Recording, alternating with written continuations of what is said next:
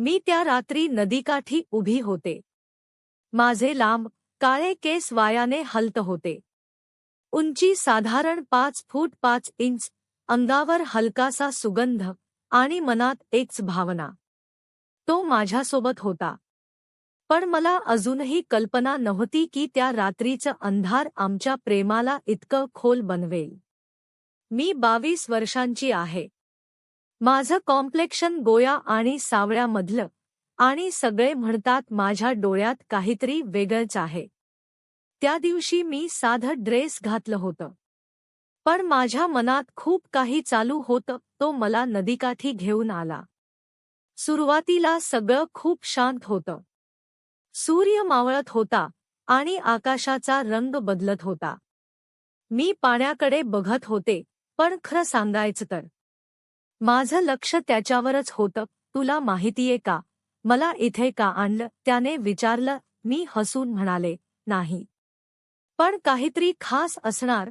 तो थोडा शांत झाला आणि म्हणाला, कारण मला तुझ्यासोबत असा वेळ घालवायचा होता जिथे फक्त तू आणि मी असू. त्या एका वाक्याने माझं हृदय जोरात धडधडायला लागलं. हळूहळू अंधार व्हायला लागला आणि मला थोडी भीती वाटू लागली. आसपास कुणीच नव्हतं, फक्त नदीचा आवाज आणि आम्ही दोघं. मी हलकेच त्याचा हात पकडला. तो हसला. घाबरलीस का, मी म्हणाले, थोडी. पण तुझ्यासोबत आहे ना, म्हणून ठीक आहे. खरं सांगायचं तर मला भीतीपेक्षा त्याच्याजवळ राहायचं होतं. वारा जोरात सुटला.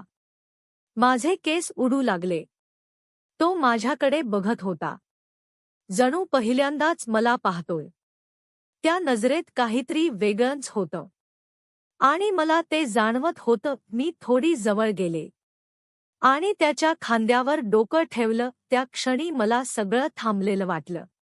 वेळ, विचार आणि भीती सुद्धा. जर हा क्षण इथेच थांबला तर, मी हळू आवाजात विचारलं. तो म्हणाला, मग आपण कायम एकत्र राहू. माझ्या ओठांवर आपोआप हसू आलं, पण डोळ्यात भावना भरल्या. अंधार अजून वाढला आणि चंद्रप्रकाश पाण्यावर पडत होता. ते दृश्य खूप सुंदर होतं. पण त्यापेक्षा सुंदर एक गोष्ट होती, त्याचं माझ्याकडे पाहणं. त्या रात्री मी पहिल्यांदाच त्याच्यावर खरंच प्रेम करते हे मला जाणवलं. मी त्याचा हात घट्ट पकडला आणि मनात म्हणाले, कधीही सोडू नकोस. थोड्या वेळाने आम्ही निघालो. पण जाताना मी मागे वळून पाहिलं. त्या नदीकाठी, त्या अंधारात माझं काहीतरी राहिलं होतं. कदाचित माझं मन. मी मागे वळून त्या नदीकाठी पाहत होते, पण यावेळी काहीतरी वेगळं जाणवत होतं.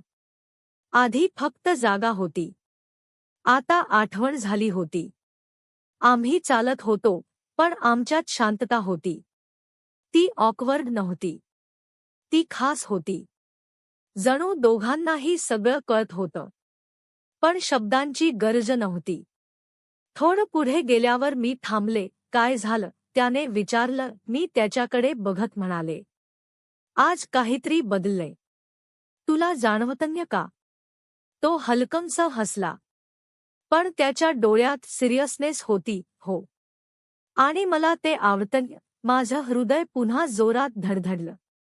मी थोडी घाबरली होते, कारण हे फक्त अट्रॅक्शन नव्हतं, आता काहीतरी जास्त होतं. मी विचारलं, जर हे सगळं उद्या बदललं तर? तो लगेच म्हणाला, मी बदलणार नाही. त्या एका उत्तराने माझ्या मनातली भीती थोडी कमी झाली, पण पूर्ण नाही.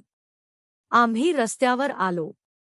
दिवे लागले होते, पण मला अजूनही त्या अंधाराचीच सवय झाली होती. कारण त्या अंधारात मी स्वतःला जास्त ओळखलं होतं. अचानक तो थांबला. एक विचारू.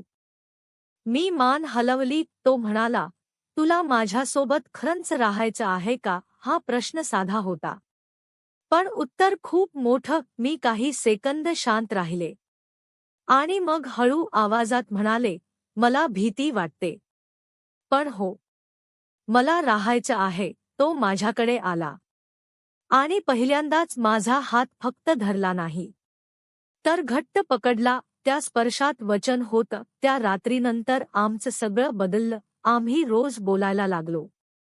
छोटे छोटे मोमेंट्स शेअर करायला लागलो. पण खरं सांगायचं तर प्रत्येक कॉन्व्हर्सेशनमध्ये त्या नदीकाठची आठवण असायची.